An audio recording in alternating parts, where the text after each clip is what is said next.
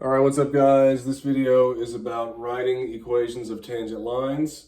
The directions say write the equation of a tangent line to the given equation at the given point. All right, and we're going to default to writing our lines in point slope form right here. Okay, if you don't already know point slope or you don't already use it, you're going to want to know it and you're going to want to use it often. Point slope is king. Okay, to write the equation of any line, you need two things, a point and a slope. And for number one, we have an equation and we have part of a point. So we need the other part of that point first. So my coordinate is 2 comma something. And the way I'm going to get that comma something is by plugging 2 into this equation right here. All right. So this guy right here is going to be 2 times 2 cubed plus 3 times 2. All right, so that's 8. Now it's 16 plus 6 is 22. Lots of 2's. All right, great. Okay, and then we need a slope. So my slope is going to come from deriving. So let's derive this guy. dy dx equals 6x squared plus 3. All right, and then we got to plug a 2 into there to get our slope out. And the way that we notate that is we say dy dx evaluated at x equals 2. All right, that's what that notation means. And so this is equal to 6 times 2 squared plus 3. So that's 4. Now it's 24. Now it's 27. So this is equal to 27. So my final answer here is y minus 22 equals 27 times x minus 2. All right, example 2, okay, we have an equation and we have part of a coordinate, so we need a point and a slope, and we have part of a point right here. So we have pi over 2 comma something. That comma something is going to come from plugging pi over 2 into here. So pi over 2 squared times the sine of pi over 2? Well, pi over 2 squared, when you square a fraction, you can square the top and the bottom individually. So that becomes pi squared over 4. And then the sine of pi over 2 is 1. So pi squared over 4 times 1 is pi squared over 4. All right.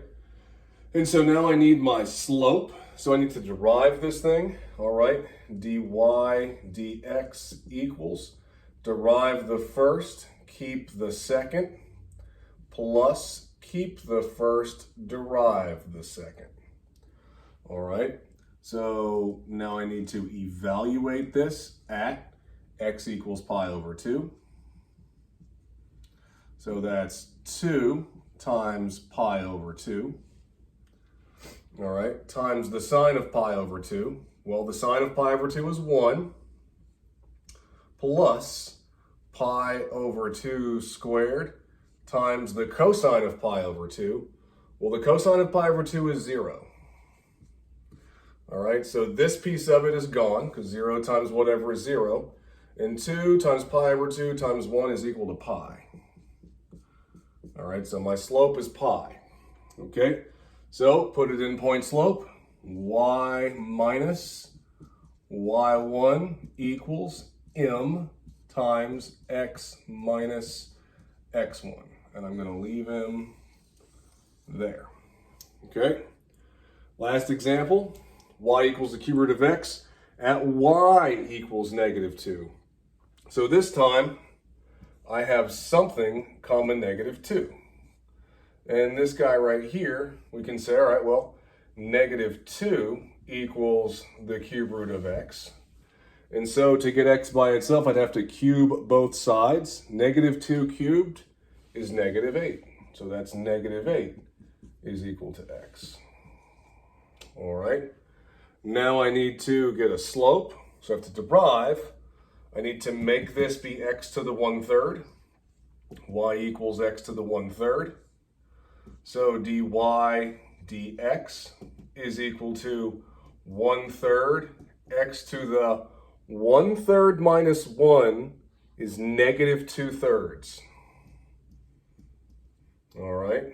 And so dy dx is equal to 1/3.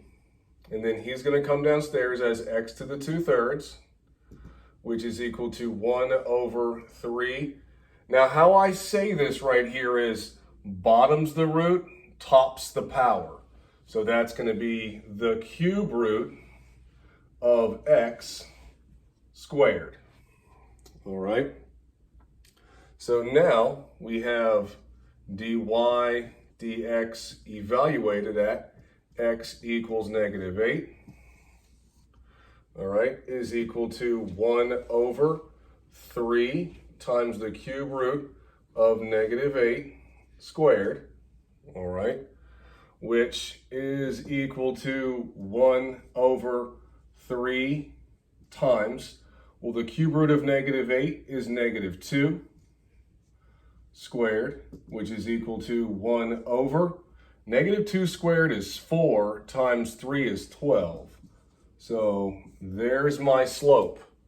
So my final answer here is y minus y1. Well, in this case, it's negative, so it's going to be y plus 2 equals m times x minus negative 8, so x plus 8. All right.